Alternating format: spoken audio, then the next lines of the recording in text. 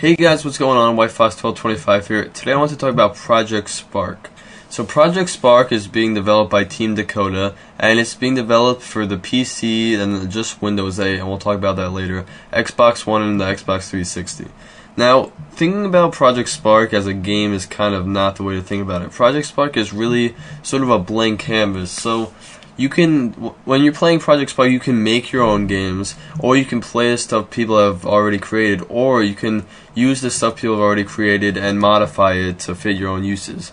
So really, you can do anything with Project Spark, and that's what's kind of hard to, say. Project Spark, it's not like, a lot of people say, oh, this game is a lot like Little Big Planet, and it's really not, because you're not bound to the gameplay that they've already created for the game. You can literally do everything. They came with this video showing what people have done with the beta, and people have made side scrollers with it. Some people have made like a basketball game. One person made a first-person shooter. So really, it's really easy to create stuff, and it's not restrictive at all. It really is a blank canvas that you can do whatever you want with.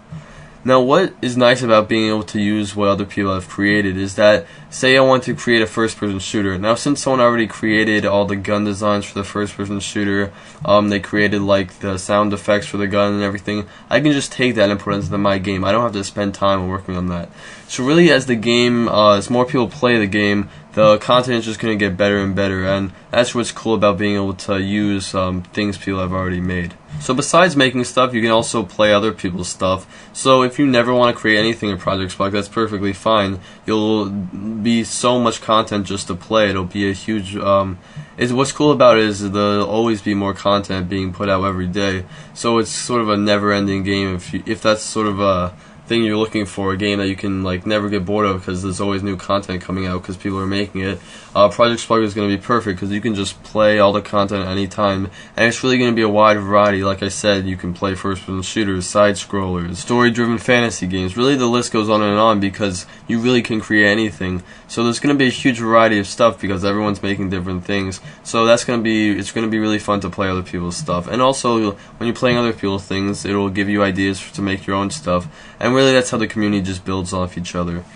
And also, since you can take other people's content, if you're playing something and you like it, you can take it and just add to it, which is really cool. Now let's talk about the UI, or the user interface. So this is one of the things that really excites me about the game, and it's kind of funny because you think of the UI as being a small part of every game, but it's really big, and it's really important. It's a big part of this game because I really tried to get into modding for Skyrim, and the creation kit, the UI was just so hard to use, and I mean, I'm not complaining because it really was meant for developers to use, and they put it out for the community, which is awesome because people got to make great mods if they figured out how to work it. But it was really intimidating to jump into. You had to watch a lot of tutorial videos on YouTube, and it was really hard just to start making content.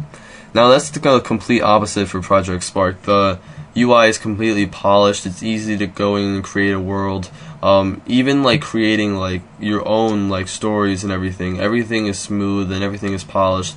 It's not like where you have to go digging through piles that developers have made. It's going to be a lot simpler, and that's something that really is awesome about the game, and that's going to help people be able to create stuff, not just people who have a background in developing or maybe have spent a lot of time learning about the program. It's really going to allow people to just start making content from day one, which is really exciting. So right now there's a beta for Project Spark for the PC. It's a closed beta, which means you have to apply to get in, or you have to apply and then you might get in. And there's going to be a beta for the Xbox coming in January, so if you're an Xbox user, make sure you look for that. One huge problem that I have with Project Spark right now is for the PC, you can only run it if you have Windows 8. Now, personally, I don't have Windows 8. I think a lot of gamers don't have Windows 8 because Windows 8 it was designed for tablets. It's not really great for PC, and especially PC gaming. It's really just not meant for that. Windows 7 is a much better option if you ask me, and I really wouldn't recommend upgrading to Windows 8. The game is being published by Microsoft, so the only reason I could think of them trying to only put it on Windows 8 is to try to get people to, advance to Windows 8 and leave Windows 7 behind, but I don't think a lot of people are going to upgrade just because of Project Spark. I can't picture a lot of PC gamers going to Windows 8 just because of this one game.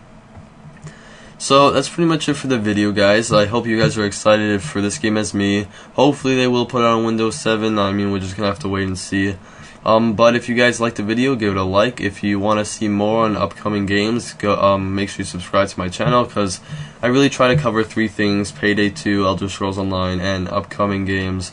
Like last week I did a World War II first-person shooter, Enemy Front, which looks really awesome, and I did a video on that. And I try to upload a video about an upcoming game like once every 2 weeks. I do a lot of other stuff during the week. Like I do an Elder Scrolls Online podcast every Saturday. I'm going to start doing a Division podcast.